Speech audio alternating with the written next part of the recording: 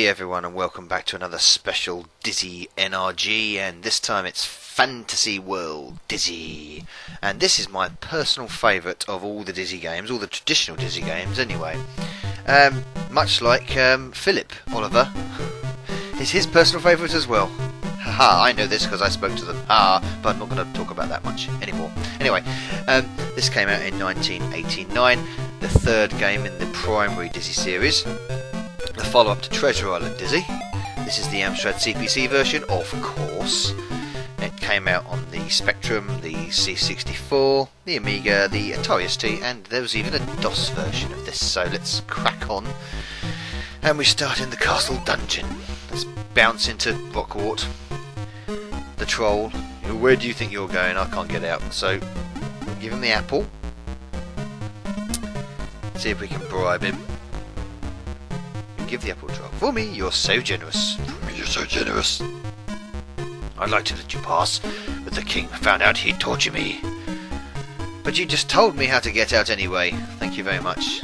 Take the convenient jug of water over here and chuck them on the flames. The flames are quenched.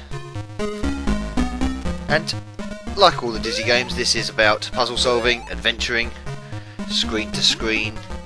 Very strict with the bounce control. Should be bounce control? Jumping control. Make sure you know where you're jumping. Get your feet firmly planted. Stale loaf of bread. There we go, for the rat to eat. And he can piss off. I'm not sure why he would piss off, considering you've just given him a loaf of bread, but never mind. He scurries off. And then we're into the main hall. Look at this picture up here.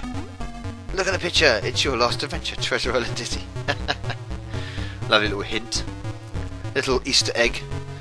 Early Easter eggs. Oh, we need that boulder for later, so we'll drop that there because we don't want to carry it around with us. We're going to go up here. I think there's a... I'll go down and get that in a minute, get the coin. Because, yes, you have to collect the coins as well as you go along, solving the puzzles. And I think there's here. No, not there. Here, maybe? Yep, there. Knew there was one. A coin hiding behind the railing. Drop that railing now, I don't need that. There we go up here. There's some really tricky jumping going on in these early stages, and really got to know it takes practice. So let's just turn this lever on, brakes, and the portcullis goes up. It takes practice to get your jumping right, to know where to stand, because Dizzy has the tendency to roll around the place, so hence his name.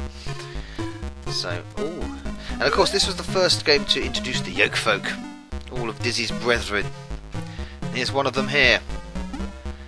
What are you doing here, Denzel? Don't you know it's dangerous here? Hey, stay cool, Diz.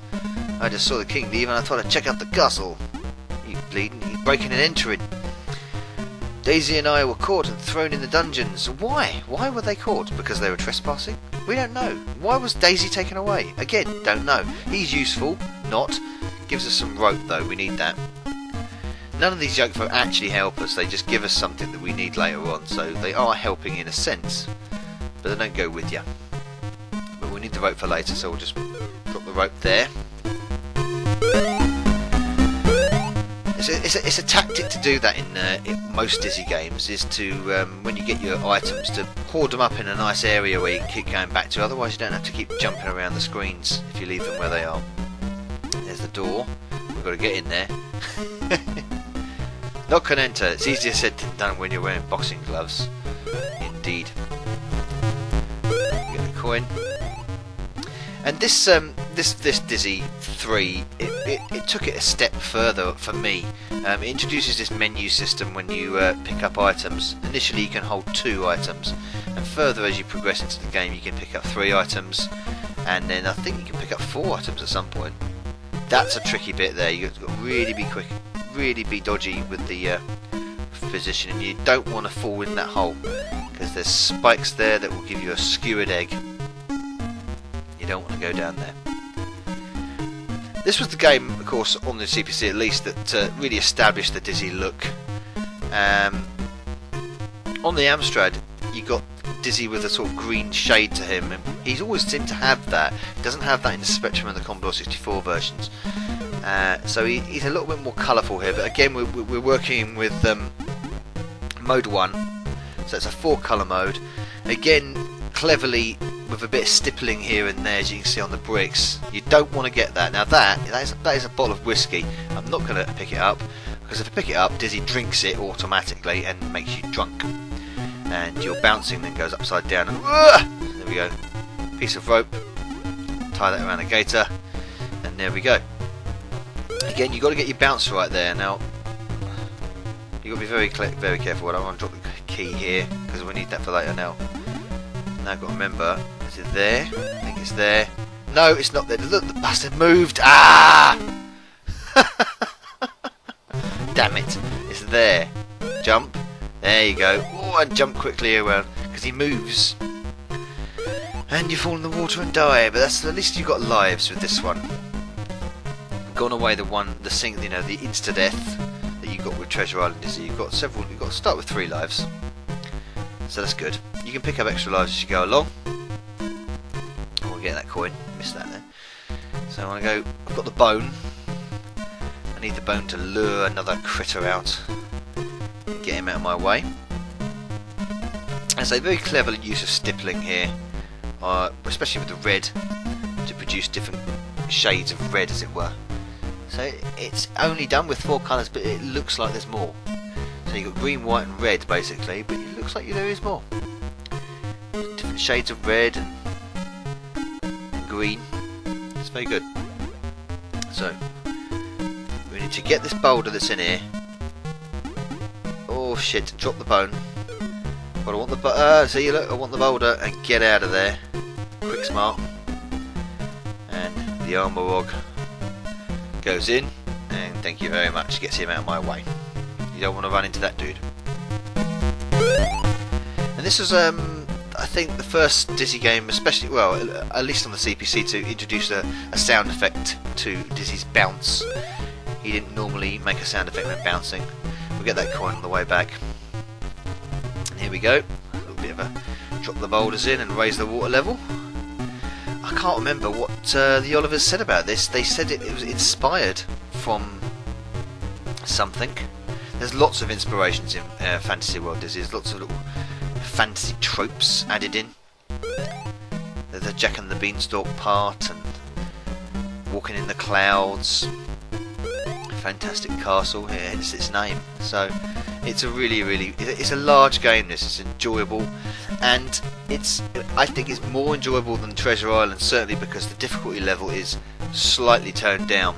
And that's not to say that it's an easy game, far from it. It's not easy at all. It's still a challenge, but because it's the 2 things basically, the menu system makes it easier because you don't have to do a lot of backtracking, because you can carry multiple items and choose as and when which one you want to use. You had the scrolling item with the Treasure Island, which was annoying because you had to remember which one you want to drop first by scrolling up, but this one you have the option. Right, here we go, into the warehouse. I think we're going to go meet Dozy, who's at the end here. Or we can get this coin. You've got to jump on the end. No, fuck that up. Damn it. Jump. Just perch on the end, and then you can jump into the hole. Grab that coin. Get out. There's a hole in the bridge here. You want to jump over that. There. And we'll talk to Dozy, who's sitting on the pier, looking out to sea, sitting on the dock of the bay, watching the tides flow away with the eggs.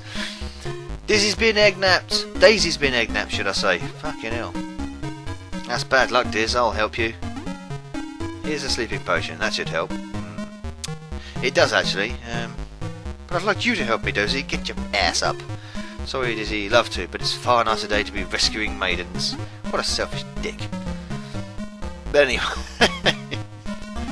You kick Dozy, but he's asleep. Oh, kick him in the head.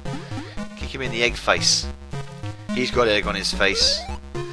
So, we've got the sleeping potion. And that's to put a dragon to sleep. And if I remember correctly, I can jump on this pillar here. Oh, missed it. See, it's all right. You see, this is the thing about you really getting your jumps right. There we go. And up here is a coin hidden in a cloud. The crafty cloud, indeed. Not so crafty now, are you, you son of a moo? So we're going to make our way back now and put the dragon to sleep. And I'll be rabbiting along, and I'm already 10 minutes in already, and I'm just so enjoying this already. That's the thing about these Dizzy games, they're so enjoyable.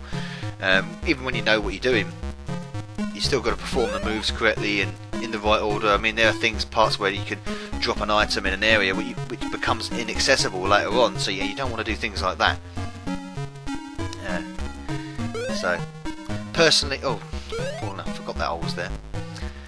Personally, my favourite of the Dizzy games, Magic Land came after this, which is Dizzy 4, and Spellbound after that, which was Dizzy 5. So, but for me, this one, music great as always with Dizzy games. Music is always fantastic, always brilliant. And there we go, and the dragon is asleep, and I will leave it there. So this is Fantasy World Dizzy on the Amstrad CPC, and I will see you on the next Dizzy NRG. Nova Bug out.